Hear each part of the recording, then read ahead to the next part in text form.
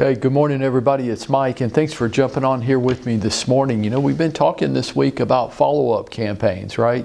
Because, I don't know, probably the most important thing in our business. All the other things you're doing to generate business prospects, it won't matter. It just won't matter if we don't have a great, robust follow-up campaign to stay sticky with these people, because the timeline, I mean, we're not selling Girl Scout cookies here, right? We're talking about a very long timeline that most consumers go through when it comes to buying or selling a home. So our ability to stay sticky with them over this very long period of time becomes critical, because it's just so easy to forget about us. Many of you have probably experienced this. You've been doing what you feel like are all the right things, but maybe not getting the results that you expected. And I would say, well, let's just dive right into your follow-up campaign and take a look at it. And some of you say, well, what does a great follow-up campaign look like? And that's what we've been talking about this week. So now that we've completed our 12-hour activities, right, that we discussed yesterday, and if you missed that, you've got to go back and watch that, because the 12-hour activities are going to be what kicks everything off. If you miss that, you're going to fail. So now what? You have completed those 12-hour activities, so now what? Well, these 12-hour activities, they're not enough. I mean, these folks, these people, they're going to forget about us, right? It's just too easy to forget about us. There's so much noise out there. We need to implement an ongoing strategic campaign to stay top of mind with people and to build ourselves, establish ourselves in their minds as the credible real estate agent. So here's what we do next. Okay? Number one, each week we need to create our own 30 to 60 second video message. Well, I don't feel comfortable. I can't think of anything. That's what people that don't want to do it say. We're going to create our own 30 to 60 second video message, and we're going to send it out to the people in our CRM via email every week. And I really want to encourage you to make this the same day and same time every week. If you send it out at 8:30 on Wednesday mornings, then by God, it's 8:30 on Wednesday mornings every week. That's a deadline, and we don't miss it. Okay? What does it need to be about? Hey, it could be maybe once every 4 weeks it's about real estate. The other weeks it's about what you and the people in your network you think are interested and concerned about. If you struggle for content, that's okay. We all do. Come see me. I'm chock full of it. But I will always make this contention. When you want to, you will. And when you don't want to, you'll say things like, well, I couldn't think of anything. And then that just lets you off the hook real easy. Number two, each month, I want you to create and distribute your own monthly newsletter. I don't care how you distribute it.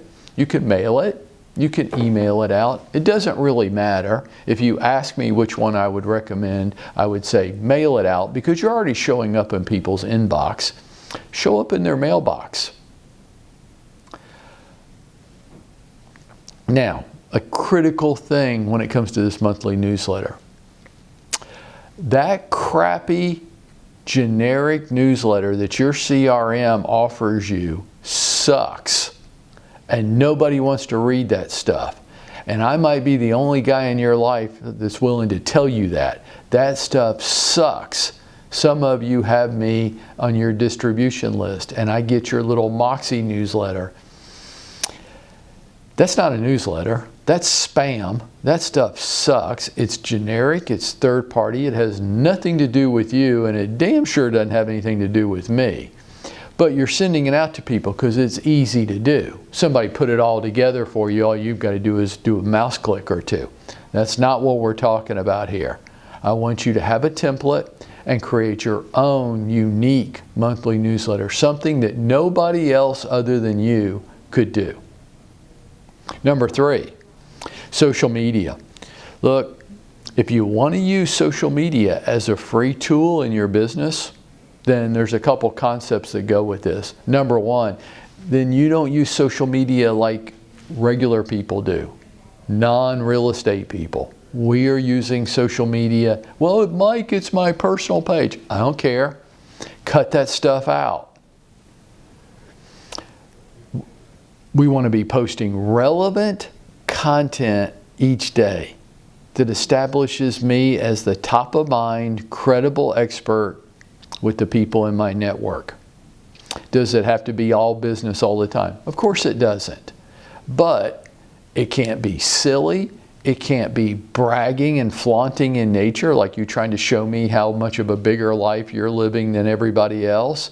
It can't show skin, so girls, cover it up. It can't be political or highly opinionated in nature. It can't be any of those things. It should be you minus those things. We want to use video in our social media posting as much as possible.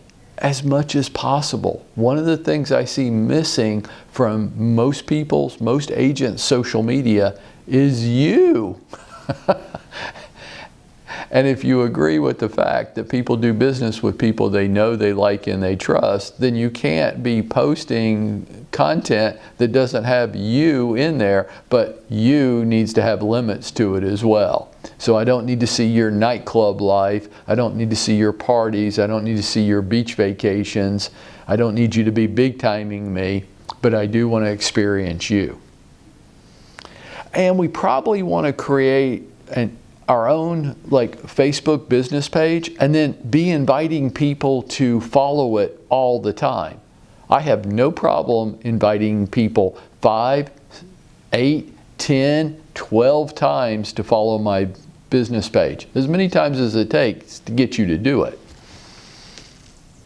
Number 4, yeah, you should have your own weekly podcast session, and you should be inviting people to follow your podcast.